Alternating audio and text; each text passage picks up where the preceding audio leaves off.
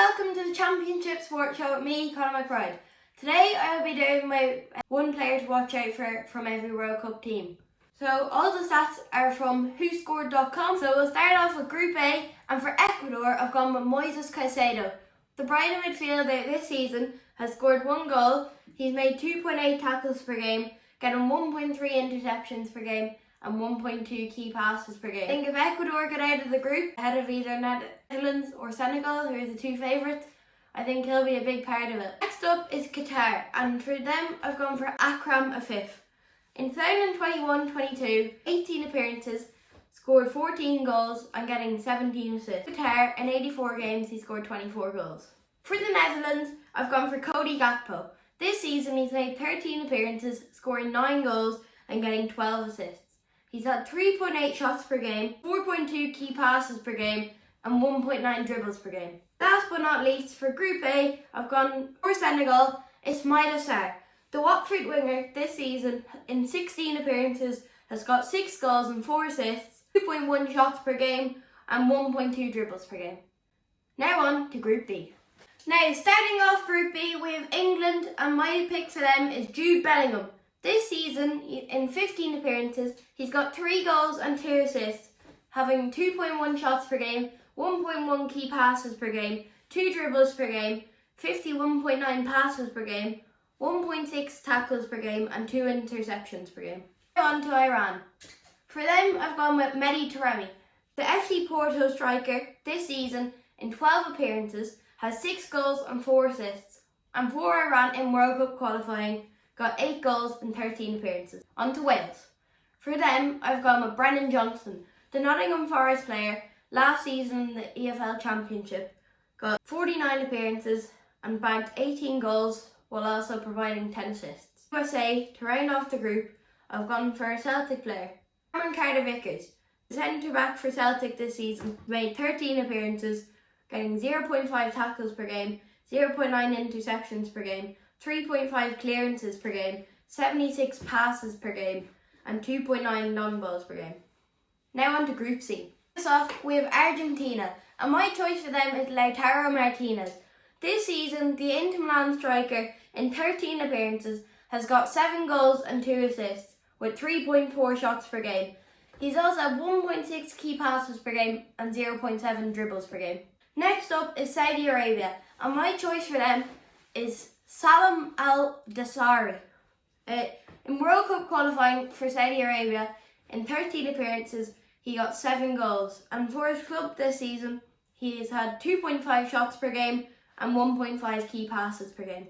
Next up is Mexico, and for them, I've gone for Hirving Lozano.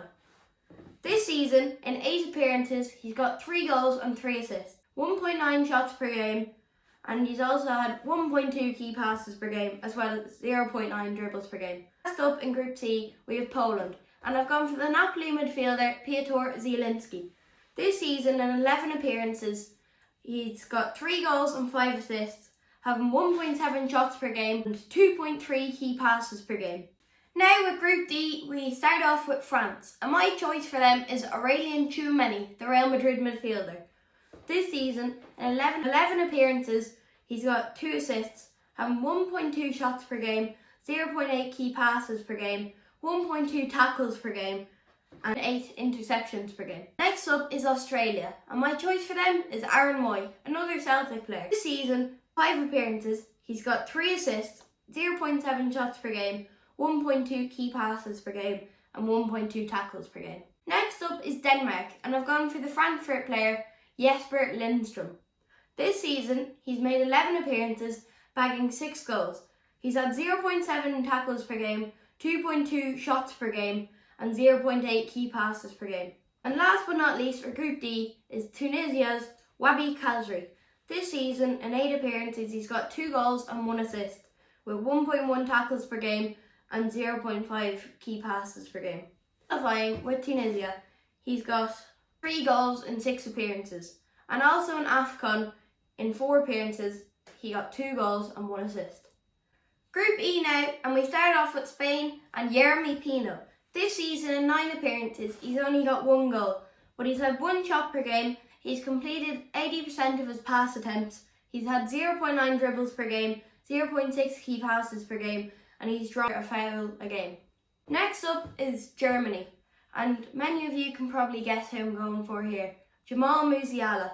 The Bayern Munich youngster this season has made 12 appearances, getting 9 goals and 6 assists.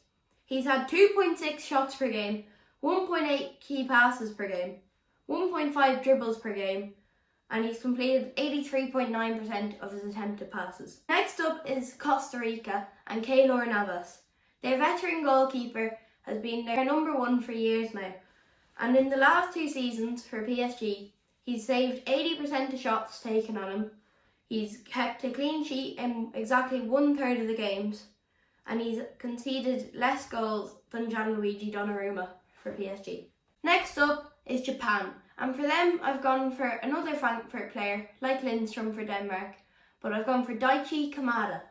This season, he's in 10 appearances, he's got 7 goals and 3 assists. He's had 1.6 shots per game and 39.7 passes per game. Next up is Group F, and for Croatia I've gone for Luka Modric. The Real Madrid midfielder this season in 11 appearances has got 3 goals and 2 assists. He's had 1.4 shots per game, 1.6 key passes per game, and 57.8 overall passes per game. For Belgium, I've gone for Leandro Trossard.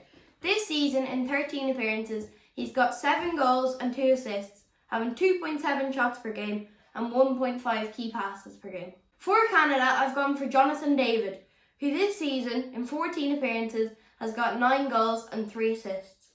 He's had 3.6 shots per game, 1.5 key passes per game, 0.9 dribbles per game, and completing 84.2% of his passes. Last but not least, for Group F, I've gone for Morocco, Youssouf En-Nesyri. This season in the Champions League, in 3 appearances, he has got 2 goals, having 3 shots per game. Now in Group G, for Switzerland, I've gone for Noah Okafor. In the Austrian Bundesliga this season, in 14 appearances, he's got 7 goals and 1 assist, with 1.8 shots per game, 1 key pass per game, and 1.2 dribbles per game. For Serbia, I've gone for Dusan Vlahovic. The Juventus striker this season, in 10 appearances, has got 6 goals and 1 assist, with 3.1 shots per game and 1.1 key passes per game. For Brazil, I've gone for the Real Madrid winger, Rodrigo. This season, in 12 appearances, he's got 4 goals and 4 assists, having 3.3 shots per game, 1.4 key passes per game, and 1.8 dribbles per game. For Cameroon, I've gone for Frank Sambo-Anguissa. The Napoli midfielder this season, in 13 appearances, has got 2 goals and 3 assists, with 0.9 key passes per game, 0.8 shots per game, 1.6 dribbles per game, 2.2 tackles per game, and 2.2 interceptions. And our final group now is Group H, and for Portugal, I've gone for Rafael Leao. The AC Milan winger this season has made 13 appearances, getting 5 goals and 4 assists. He's had 3.5 shots per game, 1.5 key passes per game, and 1.5 dribbles per game. Next up is Ghana, and I've gone for Ajax midfielder Mohamed Kudus. This season, he's made 14 appearances, getting 5 goals. He's had 1.8 shots per game. Also, in the Champions League, he's made 5 appearances, getting 4 goals and 2 assists against the likes of Liverpool and Napoli. Next up is Uruguay, and my choice for them is Federico Valverde. This season, he's got 6 goals and 2 assists. He's had 2.2 shots per game, 1.7 key passes per game, 47.5 passes per game, 0.9 tackles per game, and 1.2 interceptions per game. And the man on the list is South Korea's Heung-min Son. Last season in the Premier League, he made 35 appearances, getting 23 goals and 7 assists. But this season, he's had 13 appearances, getting 3 goals, 2 assists, 2.8 shots per game, 2.2 key passes per game, 0.7 dribbles per game, and in World Cup qualifying for South Korea, in 13 appearances, got 7 goals. Thank you all for watching and enjoy the rest of your day. Bye!